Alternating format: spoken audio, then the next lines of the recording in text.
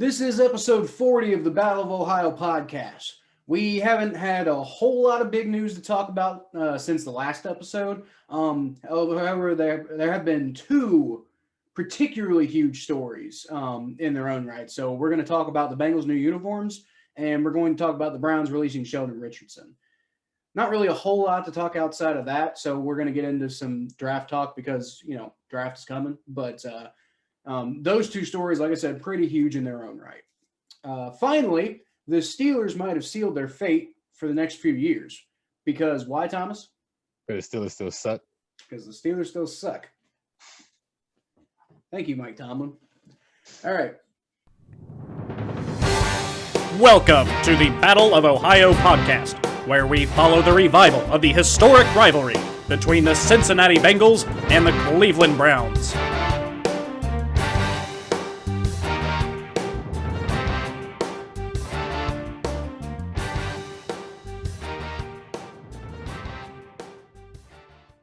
So, why don't you go ahead and tell me what you're drinking today, Thomas? Oh, today I am drinking a Coke from Mexico. A Coke from Mexico. Yeah, a Mexican Coke. It's just fresh out of the bottle. You just yeah. If I can get it open. Refreshing.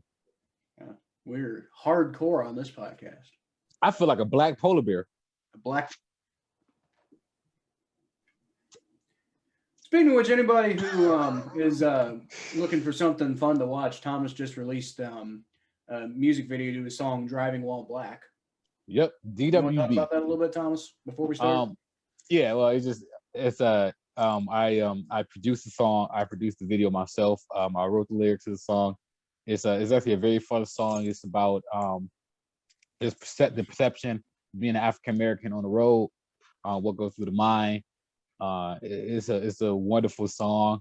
The beat is crazy, the lyrics and the flow is nuts. It's very well done. It's a good watch. So you just want to check it out. It's a little fun little 4-minute watch. Check it out, man. It's on my channel. Definitely give that a shot. DWB. At Blowdown page? Yep, Blowdown page. Check that out. Me personally, I am drinking water because as I mentioned on the mock draft episode that hasn't been released yet, but is coming. Me and Thomas have had basically no luck syncing our schedules lately. So we're recording this. I did change my shirt this time, but I am in the middle of work right now. So I'm drinking a water. And then you can see all the nice little, the beer of the week. We can just call it Sam Adams Boston Lager. And I'm not going to be drinking it, but Kenny's drinking it. You can see. I actually ran out of room in my mini fridge, so I just got a bunch of beer hanging up on top of it. So Boston Lager, but I'm actually drinking water. So. Oh my God, you killed Kenny.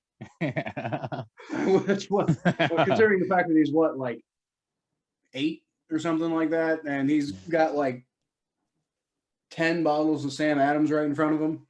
Oh yeah, Kenny. That might count. That might count. But it's Kenny though. Like, anybody who watch South Park knows, like. Well, yes, but what a great show. Right. So I think first let's talk about probably the most exciting thing that we have to talk about this week, which is the Bengals new uniforms. They're officially released now. Bengals released them on Monday, I believe. We are recording this on Wednesday, and it'll probably come out on like Saturday. So beginning of the week, basically, the Bengals new uniforms released, and as expected, the leak that from back in like March when the Bengals jerseys were supposedly leaked on eBay post. Well, those were correct.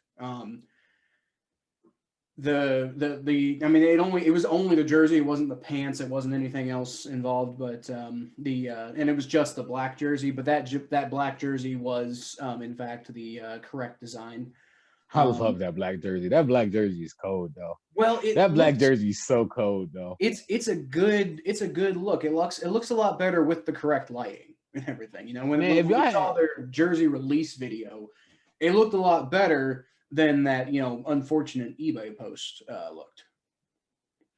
Yo, if y'all had a if y'all had a if y'all had like a if y'all had like a stadium, if you had the stadium, the jungle, and you got a blackout with the black jerseys, that would be so cold. That would be so cold. It seems like I really like these jerseys, and you seem to really like these jerseys, which is good. Yeah, it's sweet. On the whole, it seems like Bengals fans really like these jerseys, and that's what's important, right? The Bengals players and the Bengals fans like the jerseys, so that's what matters. I've seen reactions a little bit mixed across the league, though. I mean, like there's some like the Good Morning Football crew on NFL Network. They seem to really like him, but I've heard a lot of people are not big fans of him. Actually, one of my friends who I talked to thinks they're straight up awful, which I don't understand. But basically, he called them a great value version of their old uniforms, which I don't entirely understand what that means. But I guess his criticism against them, I guess, is that they're just too simplistic and basic, which I don't understand. And he made the same.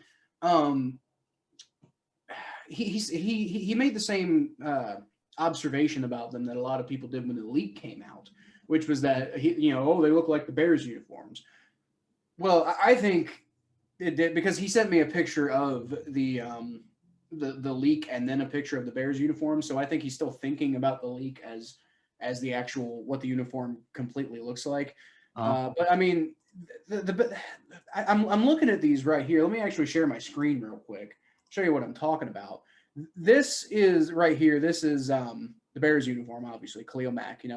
I think it's a pretty good uniform. But it doesn't look anything like the Bengals new uniform. This is Sam Hubbard wearing the Bengals new uniform. How does that look anything like this? Like, I mean, like first of all, you're talking about like these stripes on the side. They're in a completely different spot on the Bengals uniform. Yeah. Completely different style. Completely different color. The numbers are completely different. Like, the Bengals are a little bit thicker and got a little bit of an edge going on there. I'm not sure. Yeah. They got their name written across the front. If anything, if it looks like anybody's uniforms, it kind of looks like Atlanta's uniforms, except without a lot of the cringier aspects of Atlanta's uniforms. Yeah. So I mean, I don't understand at all how these uniforms look the same in any way, shape, or form. I think that's an incorrect perspective, but I do understand some people don't like them because they think they're too simplified. They think they're too basic. I kind of like that. I think they look sleek. I think they look like I loved the Bengals old uniforms. Now that you can see in the back here, I loved those uniforms when they came out because they really looked unique. They looked like something that was ours. And these new uniforms, I'll grant they look a little different. No. They look a lot different than our old uniforms. They don't really stand out, but I don't think they really need to stand out that much. I mean, they look good, and that's what's important. They look good. Look good, feel good. But they look good. They're designed well. They're cut well. Everything about that is done well. Yeah, maybe they don't stand out from the crowd as much as the old uniforms did, but I really don't think they need to because when you're watching a game, you're gonna know which team's the Bengals. I mean, they got that helmet. That helmet stands out among anything else. And then, on top of that, like I said, as long as it just looks good, as long as it's aesthetically pleasing, who really cares if it stands out completely? I mean, I don't know. I think they look. Personally, I think they look sharp as hell. I think it's funny because I love people's opinions when they I just love people's opinions when it comes to jerseys because people's opinions are always so spot on about jerseys because everybody have great taste. I'm completely lying with you. I'm completely being sarcastic. You can't, if you haven't noticed. I hate people's opinions when it comes to jersey because more often than not, it only takes one person to go like, "Ew, I don't like that," and it's just I just don't care anymore. Specifically the Browns jersey, for example, right? The Browns recently had 2 jersey changes in the last.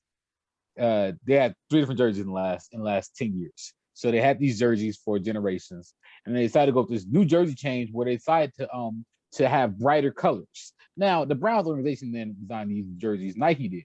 Now, the Browns had their jersey changed right before the color rush, if you remember. And remember, the Browns jerseys right before the Menzel era, they made their jerseys lighter. They went with a lighter orange, and they went with lighter colors, which kind of went towards the theme of what the NFL was going towards with those color rush jerseys.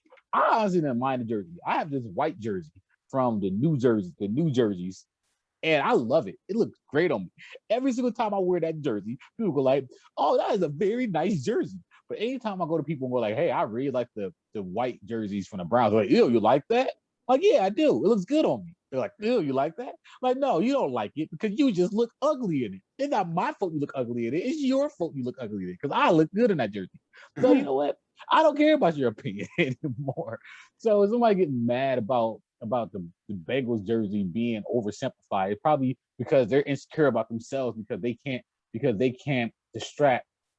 The simplification of the jersey is to show off your body more, to show off the design of the body of the athlete more. So the fact of the matter is you can't take a simplified jersey means that you can't rock it correctly. So it ain't my fault you can't rock your jersey correctly. It's your fault that you can't rock your jersey correctly.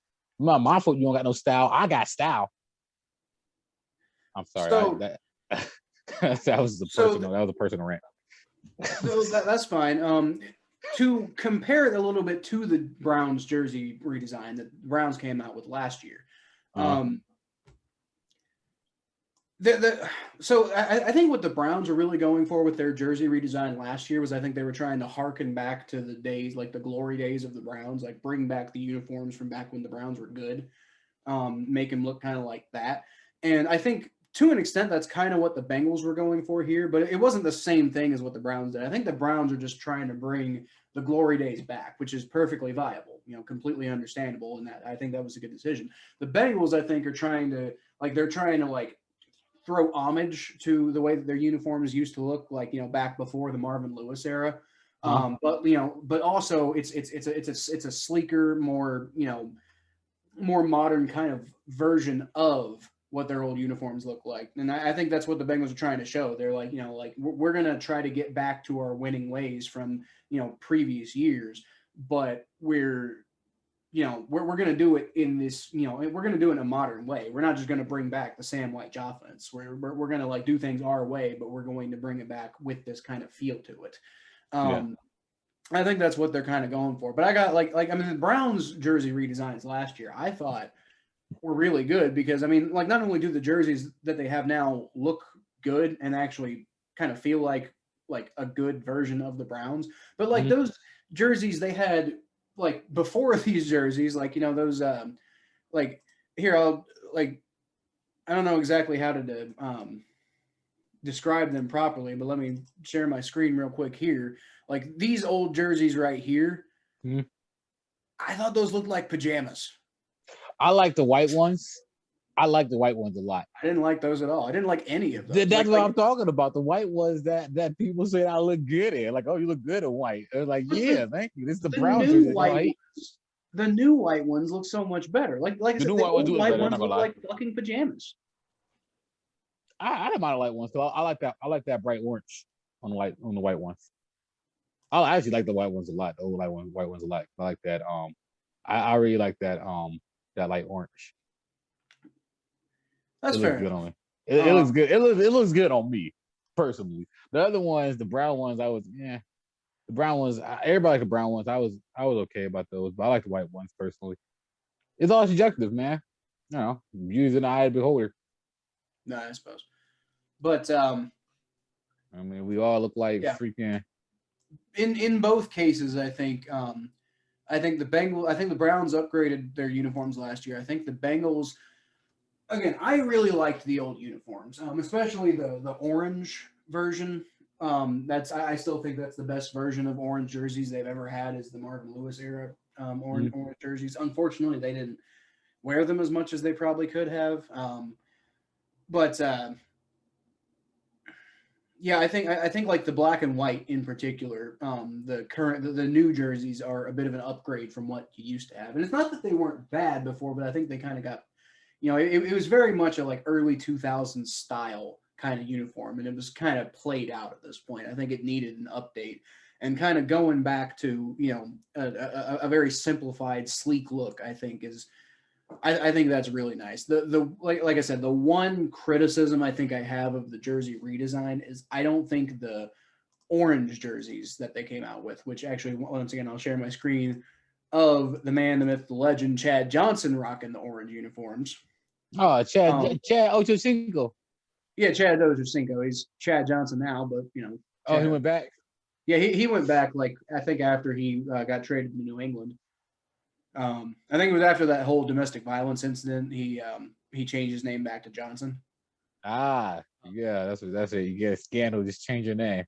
Yeah, but you see, personally, like, I mean, don't get me wrong. I think the orange uniform, the orange jersey looks fine.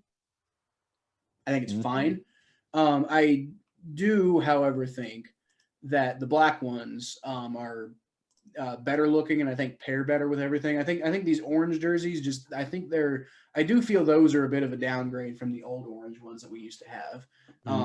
I think if you're going to have orange be like the block color of the whole jersey, you need a little bit more going on than you have there. I don't think that one works quite as well with the simplification, but because the black works with everything, I think the black is looks very good with the simplification.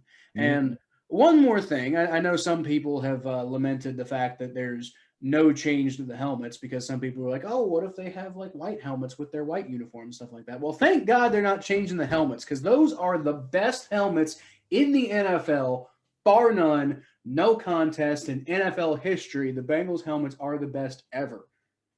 And I think the Browns helmet is the best helmet ever. The Browns helmet is so great. The Browns helmet is so great. It's our logo. Okay, then.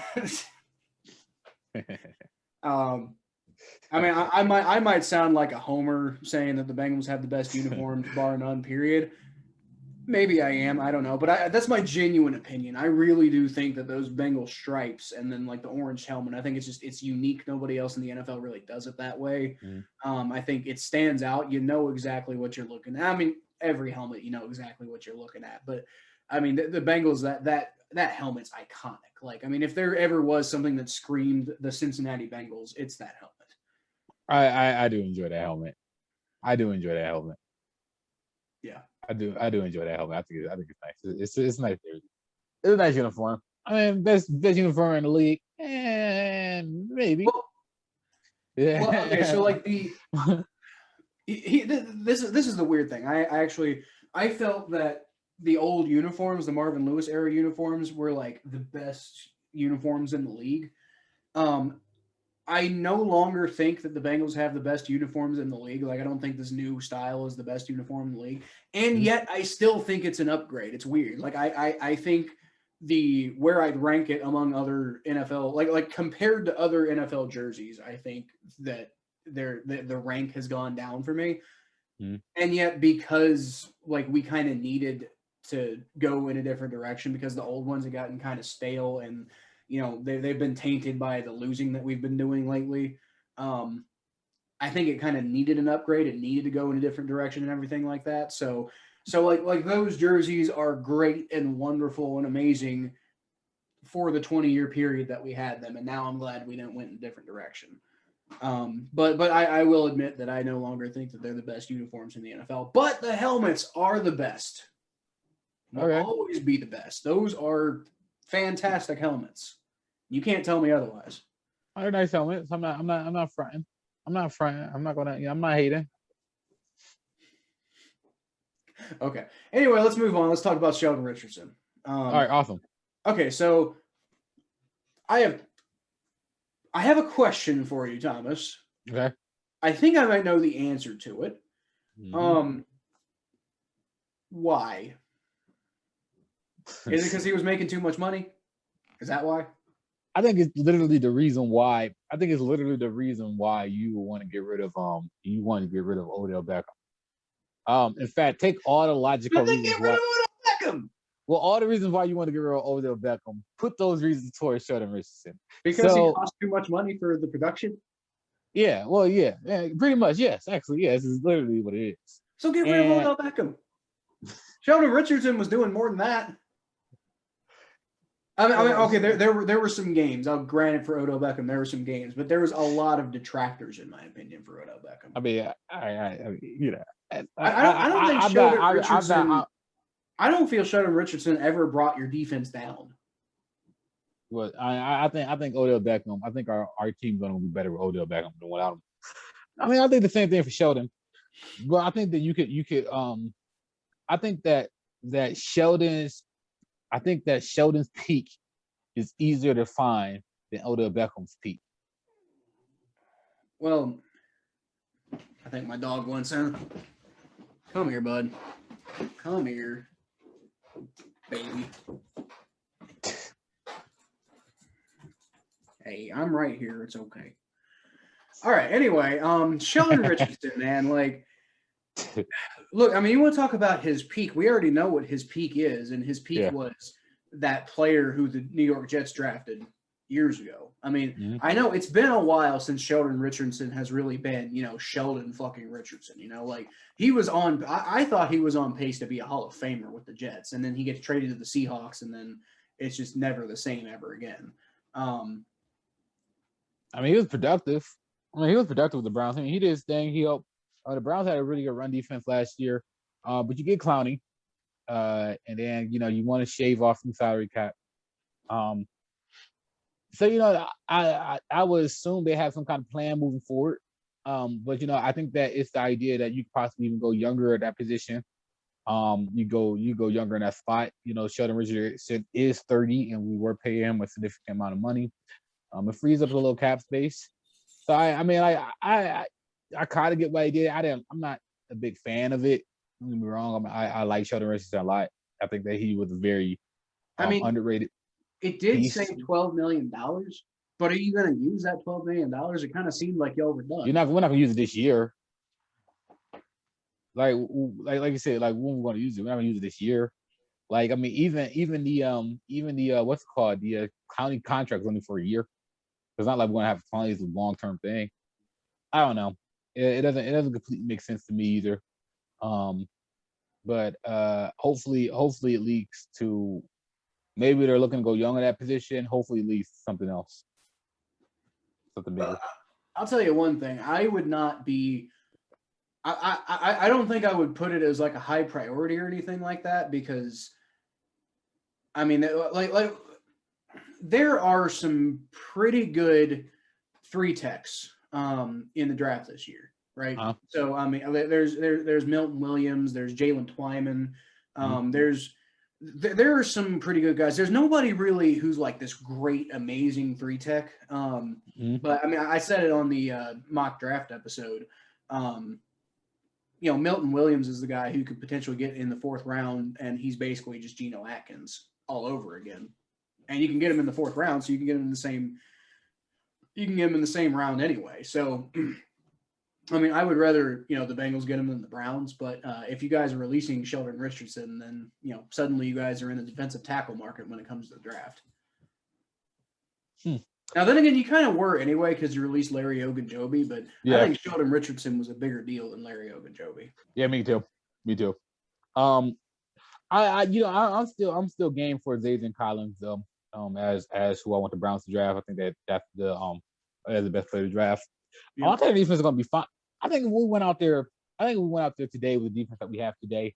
I think that we'll make it. The Browns will be pretty solid. They'll be where they need to be actually. Excuse me. We still got the draft. We still got players to sign. I doubt that the Browns are done signing people. I bet you the Browns are probably going to sign a few more players before the season starts. So this just open up a little more flexibility for anybody who becomes available between now and the start of the season. Because there's always a few free agents that fall through the cracks that haven't got signed yet that we could get on a bargain deal closer to the season because they're realize that they're not worth as much as they used to in the league.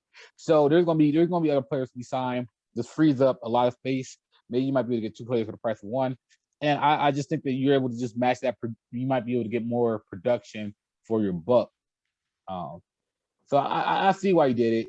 I'm not too thrilled about it. That probably is the thought process, in fairness. Yeah. But then again, I like I said before, I want the Browns to bring I want the Browns to bring as many people back as possible because I just want to keep this team together. Well, the parts of the team that needed fixed the most were the defense. So Yeah. I mean, it's like you can't have it both ways. You can't have let's fix the defense and then let's bring everybody back on defense. Like I mean, I sort of get it. He wasn't like the same Sheldon Richardson that he was at the beginning of his career. I mean, you got to remember this guy started out his first like 3 seasons. He had 18 sacks. He had 40 tackles for loss. He had 53 quarterback hits, 5 forced fumbles, 6 pass deflections. He was the defensive rookie of the year. He made the Pro Bowl. And all of this as a as a 3-tech player for the Jets. I mean, he hasn't been anywhere near that since. Like, I mean, ever since he left New York, he hasn't really been able to fill in anywhere. But I gotta say, I would not be I wouldn't put it as a priority, but I would not be too upset if the Bengals wanted to pursue him because, again, we just got this cap space sitting around. Why not use it? I don't think he's gonna be that expensive. Now, I don't do what? I don't think he's gonna be that expensive either. Well, that's the other thing. Like, I mean, y'all were paying him like an insane amount of money, but he didn't live up to that production. So you can probably get him for like much cheaper than what you would have gotten him for last year because he's Sheldon fucking Richardson. Yeah, I agree. I mean, you are right. You bring up a good point about the fact that he's 30, and if you want to bring in and develop some guys, it's going to be hard to do that when you have like a guy who's like 30 who's taking up the spot. But at the same time, we kind of need to replace the production that Geno Atkins used to give us, especially if we got Trey Hendrickson in here. And, as we've seen in his career, he's the kind of guy who, like, he will put up numbers and production and stuff like that if you give him some help, but he can't really do it by himself. So, I mean, that would have been what somebody like Geno Atkins would have been a perfect fit for. He ain't here anymore, but Sheldon Richardson would be a guy who I think could come in and fill that Geno Atkins production pretty nicely. And veteran experience. Help take your team to the next level. You got somebody who helped bring the Browns defense to the playoffs last year. The Browns, they might not have the best defense last year, but they did get timely stops, and that's important. And you can still, you could sign into a 1-year contract or something like that, which seems to be pretty popular these days, especially this year because of the legacy of COVID and everything. Yeah. So I mean, you could sign him for like a 1-year contract or something. And you could still go get like a Milton Williams or a Jalen Twyman in the draft, and develop them.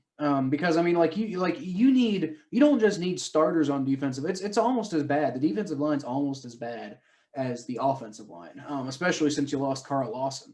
It's like you don't just need starters, you need depth pieces too, especially in the middle. Maybe not so much on the edge. You got plenty of, I think, edge depth. Maybe you could still get like one guy like Taron Johnson or something at the very end of the draft. But, we need, like, there's Josh Tupou, and he's pretty good. But, I mean, his like, I don't know. If you got, like, are you okay with, DJ Reader as your starting nose tackle, and then you don't really have a starting 3-tech? Like, that doesn't seem to be something the Bengals really have right now. There's, like, they got, like, Larry Ogunjobi, they got Mike Daniels, they got, they got Josh Tupou. And, that's pretty good depth right there, in fairness. But not so much great depth in exactly what you need. So I don't know. I think, like, at the very least, you could maybe take a flyer on Sheldon Richardson, and that would be a really, really good, like, guy who's probably going to start, who can be there and kind of fill that hole while you need it, and probably cost a lot less than Geno Atkins was costing you. And still give you that veteran experience, even if he just gives you the kind of production that he gave the Browns. That's still better than what we were getting before. Yeah, no, I agree. I love Sheldon Richardson. And he's somebody who doesn't really bring a lot of baggage. He's not gonna have a negative attitude. You're not gonna be like, oh, what the heck did Sheldon Richardson just say? It's not gonna be there's nothing. He's not gonna say anything out of line. He's not gonna say anything inappropriate. He's one of those veterans that show up for work, show up for work on time and leaves on time, leaves late. He's a really great player. Everybody, everything I read about him, Daryl Ryder had a lot of great things to say about him. One of Brown's beat reporters. I was listening to him on 92 to the Fan.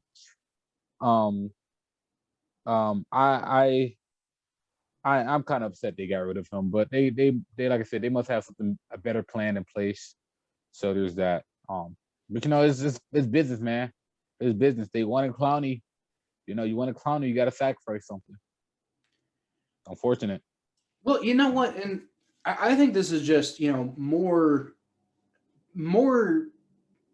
momentum towards the Browns getting Zaven Collins with their first round pick, right? Yeah. Because you're losing a lot of that like pass rush production that Sheldon Richardson gave you. Yeah. And honestly, you kind of need to upgrade your linebacker core anyway. You need to upgrade some of that middle of the field coverage. And who better to do that in the draft or at all than Zaven Collins? This is basically like, he reminds me, like, as far as his traits and stuff go, maybe not so much his build and his makeup, but as far as his traits go, he kind of reminds me of Isaiah Simmons from last year. He's a guy who can, he can rush the passer, but he can also play coverage fairly well. Yeah. That's the type of player that a lot of people have been wanting, a lot of teams have wanted for players. It's just the way the league is adjusting to players like Lamar Jackson. Jackson's the world is these hybrid players that can play multiple positions, do multiple things in defense. It makes your defense more lucid. So you play Lamar Jackson 2 times a year. You have to have a defense that is flexible and ready to defend that quarterback when you scramble out the pocket, because you don't have anybody that can be ready for that. You're going to get burned. We play Lamar Jackson 2 times out a year. We can't just give 2 L's because our defense isn't modernized in the NFL. The NFL is modernizing themselves to players like the quarterbacks like Lamar Jackson, which means that his time is coming. But I like Zaven Collins a lot because his flexibility to do multiple things in defense. I think he's going to be a great player. That's who I want the Browns to take. I hope to hear his name next week. Well, we'll see. But I definitely think I've seen him mocked to the Browns quite a few times. So he's definitely got to be at least somewhat on their radar. Now, like I said, if I was the Browns, my pick would be Jaylen Phillips if he's still on the board. But then again, I've also seen Jaylen Phillips falling as far as the 50s. In some mocks. It's kind of insane, but you don't know how much people are really going to worry about that injury history, with his multiple concussions that led to an early retirement at one time. That's definitely concerning, but he's just so fucking talented. And then again, y'all did just go get Jadeveon Clowney, so maybe you don't need to go get Jaylen Phillips. Everything the Browns could just build for. The Browns right now, they could build for the Browns could literally just build for the future right now, which is very exciting. So go get Jaylen Phillips, I'm telling you. And I'm really not trying to burst your bubble here, but I do not think that Jadeveon Clowney is going to bring a whole lot. He wasn't very good last year, and he hasn't really stuck anywhere in the NFL. He keeps moving along because nobody really seems to have much desire to keep him around. Mm-hmm. I really don't think that Jadeveon Clowney is your long-term answer at edge rusher, and I don't even really. I don't think so either. I think he's the one-year thing. He's going to be the short-term answer at that. I think he's just he's a 1-year project. I think it's the idea of, we think we can win the championship this year. Let's put all our chips in for this year, and I think that Jadeveon Clowney is we're going for the Super Bowl this year. Well, that's what that is. If he's on the table and you got an opening for him, and like you said, it's just like a 1-year kick the tires, see if you can get something out of him. Yeah, sure. I'm not saying it was a bad signing. I'm just saying, I hope people aren't expecting him to be like a long-term answer anywhere. No, go get your long-term answer in the draft. I'm telling you. Yeah, and then put him behind. Now, here's the thing: if I'm a Browns fan, and I have my perspective where I think Jaylen Phillips is the guy you should go get. but you get Zaven Collins instead of Jaylen Phillips, that's fine. Yeah, Okay, I agree. it's kind of like with the Bengals and like the debate of like should we take Penny Sewell or Jamar Chase or the correct answer, which is Kyle Pitts. Yeah. But it's just like any of those three that we go get. If we get Jamar Chase, if we get Penny Sewell, if we get Kyle Pitts, I'm gonna be cool with any of them because they're all blue chip prospects who can make a massive impact on the Bengals, no matter who it is sitting there. Here go another wild card thing that the Browns could do. And now you know how much I love Jarvis Landry and Odell Beckham. They're both creeping up to 30 soon. Both their contracts are going to be up very soon. So it's probably about time for the Browns to start thinking about receiver in the future. So I don't think that they're going to keep both Odell Beckham and Jarvis Landry long term. I think they're going to keep one. If I put my money on it, I'd probably say it would be Jarvis. But I will say Jarvis this. is better. Right now he is. I just think I think that Odell Beckham I think Odell Beckham might have. I'm just gonna say it now. I think Odell Beckham gonna have the best season of his career next year. I think it's gonna make that conversation a lot harder because I think Odell Beckham is gonna go ham next year, and I think that it's gonna become a discussion. Do you want to get rid of Odell? You want to get rid of Jarvis? Because like, I think Odell at his best, I think is better than Jarvis at his best. Personally, I love Jarvis, and that's not me knocking Jarvis. I think Jarvis is this amazing player who's completely consistent, and this is why you would probably choose Jarvis over Odell because Jarvis is so consistent. He's going to be a consistent receiver. He's going to be somebody who's going to embody your team. He's going to help your team day in, day out, and he has the attitude of your offense, and he sets the example for everybody. That's why you're probably going to choose Jarvis over Odell. But pure talent-wise, when Odell Beckham's at his best, there's not many receivers in NFL history that's better than him. Like, it's just not. The ceiling for Odell Beckham is out of this world, but like I feel like he's already hit his games. ceiling and he's not going back. He could take. I just can't get that Dallas game out of my head. Like I watched that in person. That was last year. That was literally that was in Kevin Stefanski's offense. I really want to see what Kevin Stefanski can do with a full year of Odell Beckham. And he hadn't had the opportunity to. You kind of seen a glimmer of it, and as soon as we start to see it, he gets hurt. And he was starting to break out. Oh, he was starting to break out. So it's fine. It's fine. I think that injury is going to probably end up being a blessing in disguise because I think that it's going to have everybody take a chance to take a step back and look back at what we're all working for. But that's besides the point. The point I was getting at is that we're going to have to make a decision between one of those two receivers because they were spending way too much money on receiver.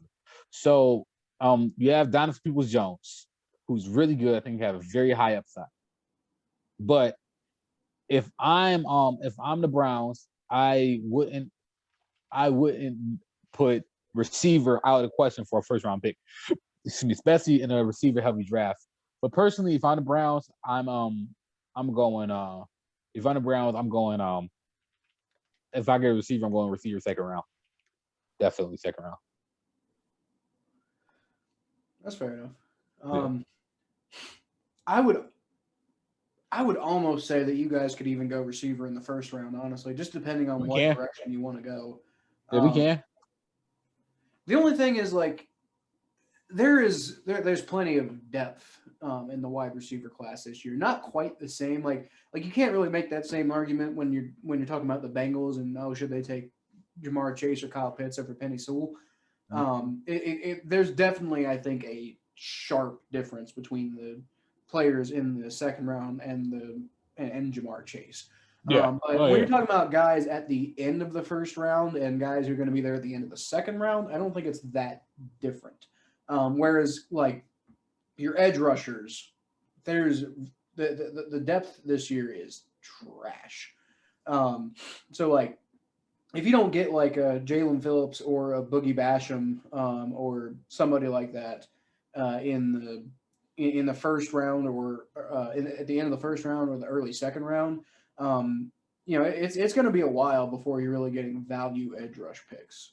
Um, so I think that's part of the reason maybe the Browns should stick to like an edge rusher, or maybe somebody like Zaven Collins, who's just a really really talented player who can add stuff to your team. And I think the biggest downside there is just the fact that positional value for a linebacker is not really all that great. But then again, he's not just a linebacker; he's like an edge rusher, like safety hybrid. By the way, I'm looking at these highlights. These highlights of Trey Henderson came up on my screen. And yeah, congratulations, Cincinnati. Congratulations on getting that guy. Oh yeah, man, he's really talented. The problem I foresee with him is he just didn't produce like that until he got until the Saints basically overcharged their defensive line. Before that, he didn't really break out. So that's my only thing. It's I feel like on the Bengals defensive line in its current state, he's the only guy who's good. And I think people just gonna they'll just be able to shut him down the same way they shut down Carl Lawson. Yeah, I feel it.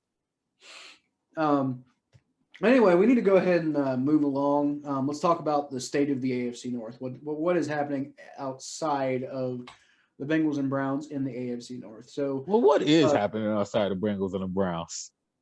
Do what? What is happening outside the Bengals and the Browns? Well, there's plenty of stuff to talk about with the Steelers, but let's go ahead and lead off with the Ravens. Okay. My favorite seems like the whole Orlando Brown Jr., the Ravens' best offensive lineman. There was talks about him potentially being traded, and then it kind of died down, and it kind of went away. And now it's coming back with a vengeance. People are really starting to talk about Orlando Brown getting traded again, and that could really, really impact them. I think. Now, part of what I understand that people are thinking about, Orlando Brown Jr. has obviously been a little not quite completely happy, because it sounds like the Ravens are talking about maybe moving him around the offensive line. He doesn't want to do that. He wants to stay at left tackle. Supposedly Alejandro Villanueva, one of the guys the Steelers didn't re-sign this offseason, he was visiting the Ravens.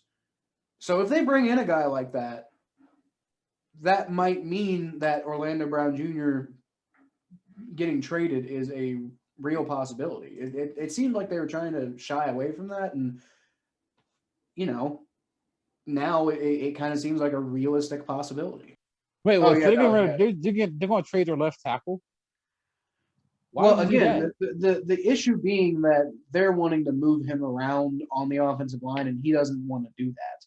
And so it sounds like he asked for – I don't know if he asked for a trade or not, but it seems like he's trying to get his way out of Baltimore. So that's where the context of this comes from. Oh, Baltimore's stupid. Well, if they do trade him, then I don't know if the decision to trade him would be stupid. I think the fact that they've let somebody as talented as Orlando Brown get disgruntled to the point that he's asking, or that he's trying to get traded, I think that's stupid.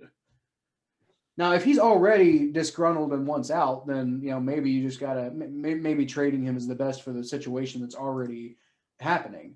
Mm-hmm. But the problem is letting it get to this point. Yeah, it's pretty terrible. Yeah. I got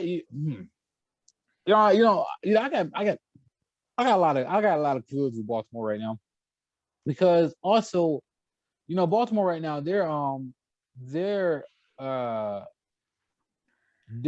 biggest problem with Baltimore is that they're not ready for what the league is doing to them. The league is adjusting to Baltimore very rapidly, and we talked about this on this podcast a lot.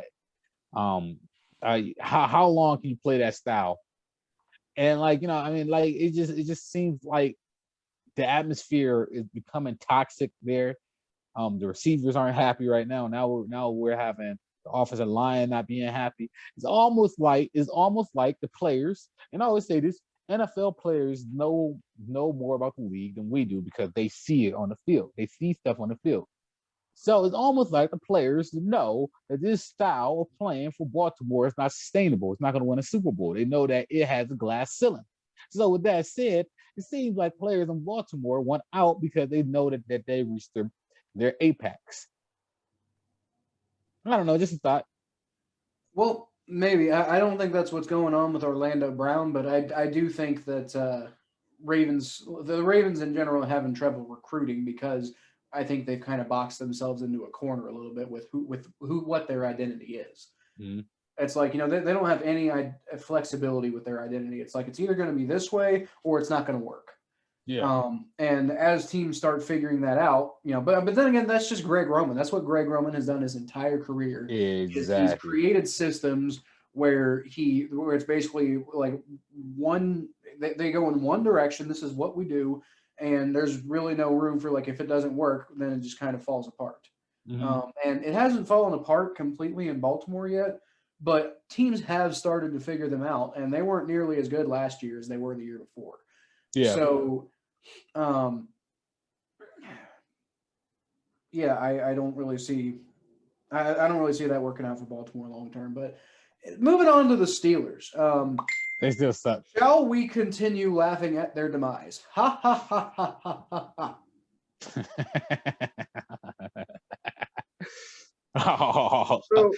So we got a couple of things here to talk about. First of all, the Steelers extended Mike Tomlin through 2024. Okay. Which should terrify Steelers fans. Terrify. You know why?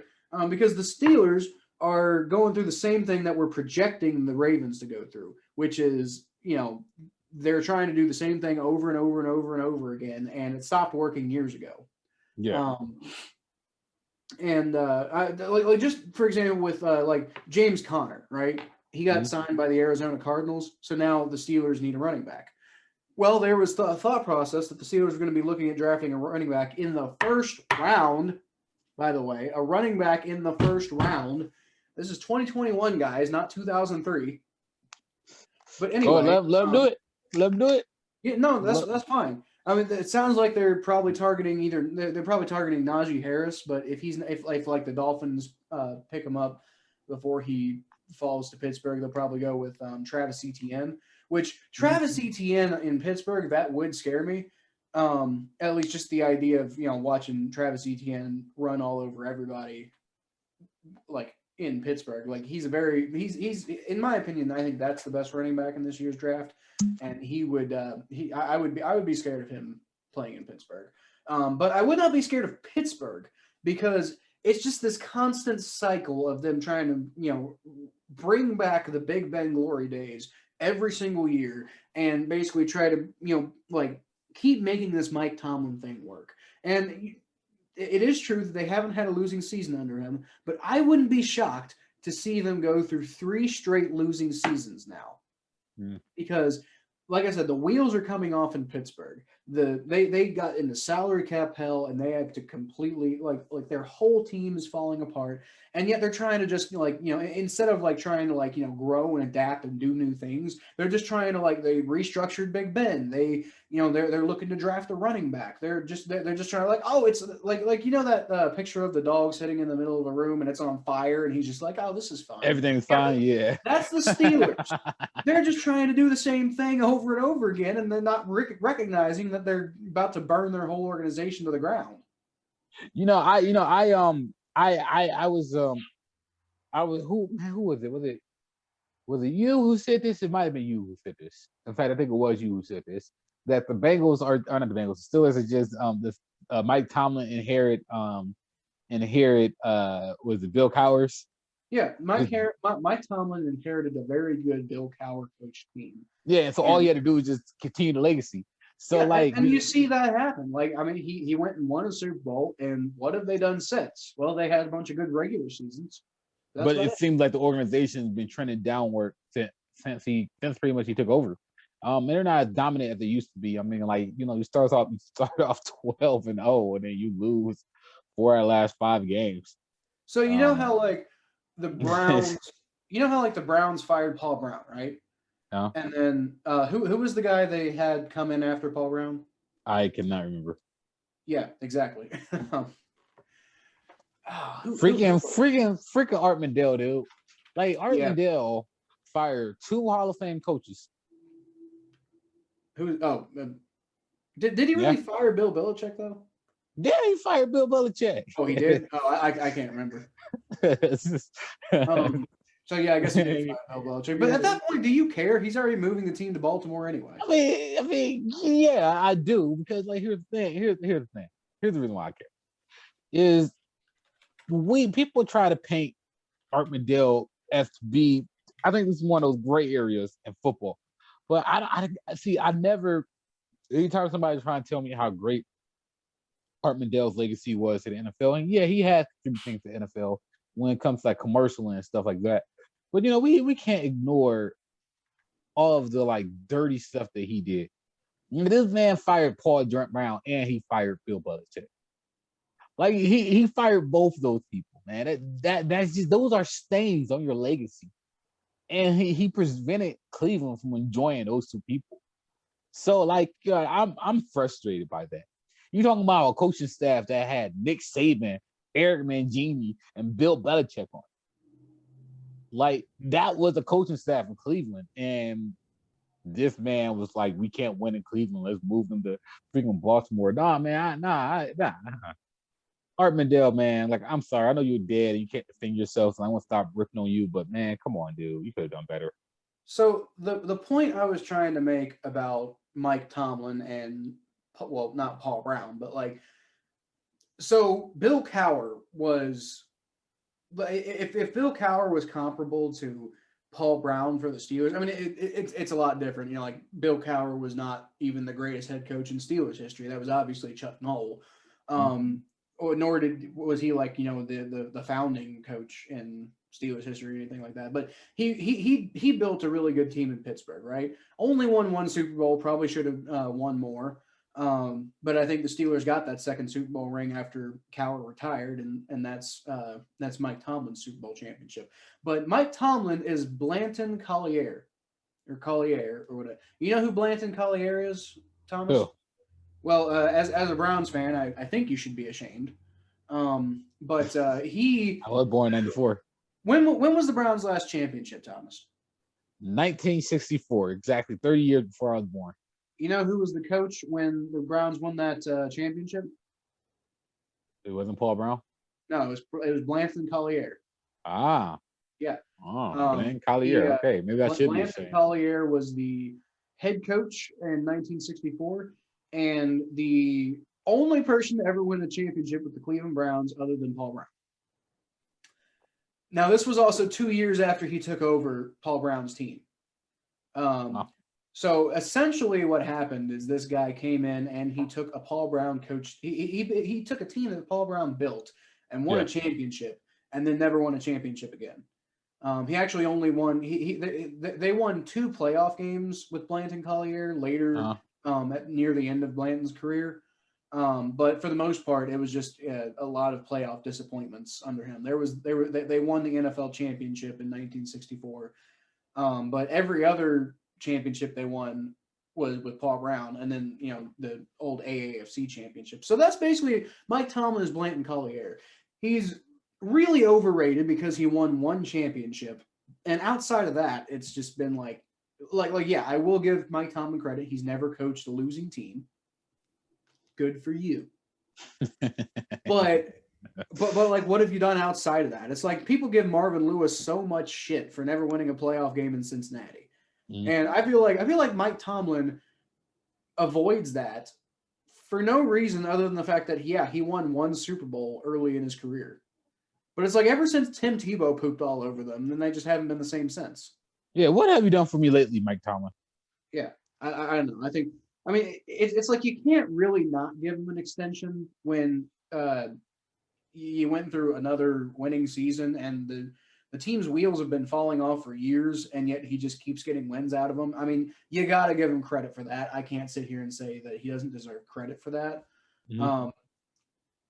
But at the same time, it's just like this formula in Pittsburgh is obviously not working anymore.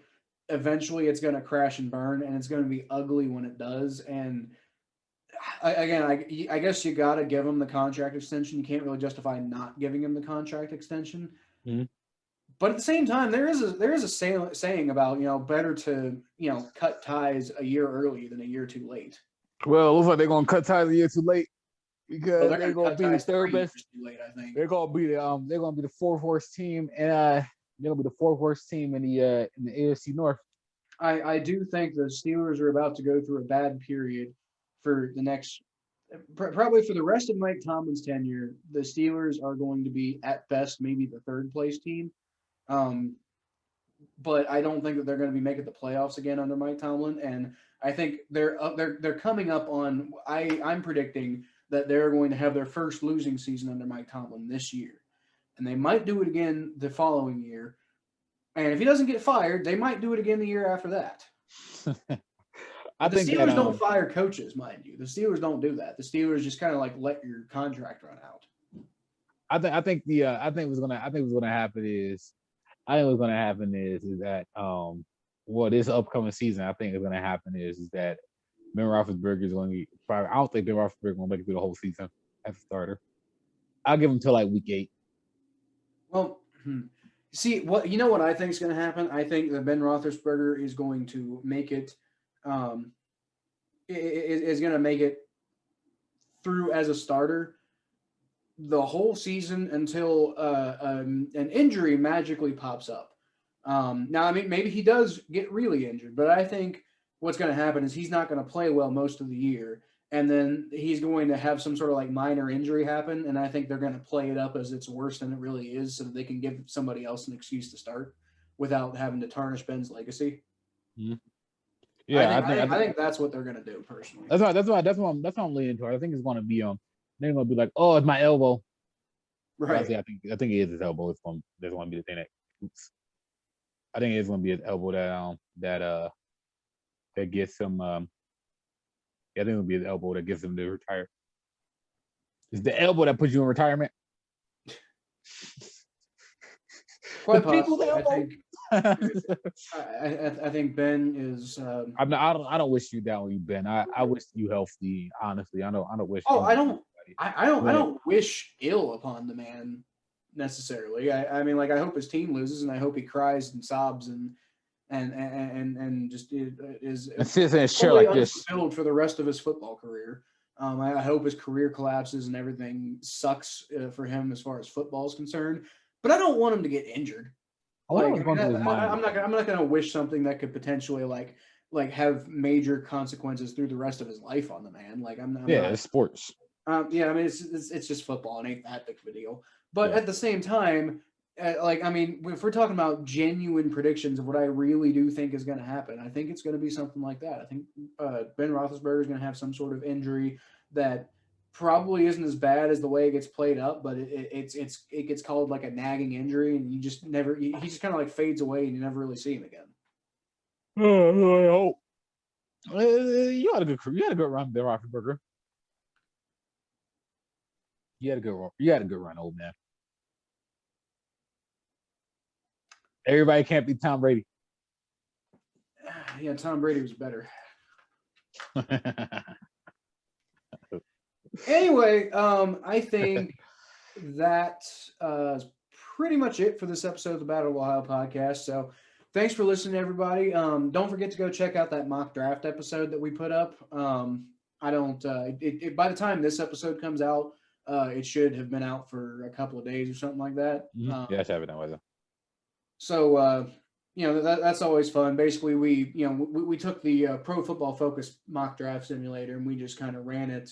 We were going to do it together and we were going to do a live stream, but it just didn't work out that way. So we did it separately. So the boards aren't going to look exactly the same, but we're not so much going for accuracy here as we are just looking for another excuse to talk about Bengals and Browns draft strategies at specific points in the draft and getting an idea of what the board might look like, Yeah. So do what? I think, yeah. Yeah. So that's pretty much what that's all about. Don't forget to go check out Thomas's new music video, Driving While Black. on DWB. his, YouTube page, Blowdown page. Don't forget in the next week or so, I'm going to be coming out with my own personal 32 team round 1 mock draft, where I'm just going to tell you who I think each team's going to pick in the first round. Like I said, that'll probably be coming out in about a week or so. That'll be on my own personal channel. It's just my name. It's Kyle Phelps. It's not interesting. That's just all it is. You know, it's not cool. It's not the Blowdown page. I don't get a cool name like that. I just get Kyle Phelps.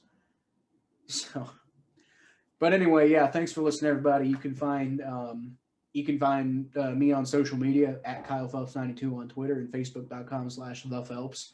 You can find Thomas at T_star94 on Twitter and Instagram. And again, his YouTube page is Blowdown page. Go check that out. So don't forget to like and subscribe, and tell everybody that you know about this podcast, especially Bengals and Browns fans, because it's an interesting perspective that we bring you here that you don't really get anywhere else. The perspective across the rivalry. And I mean, we don't get as nasty as some people do in rivalries, but you know, we like to poke and have fun. So Yeah, and we try to take it seriously too. So yeah, thanks for listening, everybody, and I'll leave you with a who day. And Justin Fields is the best quarterback in the draft. Good night, everybody. Wrong. The Cincinnati Bengals and the Cleveland Browns.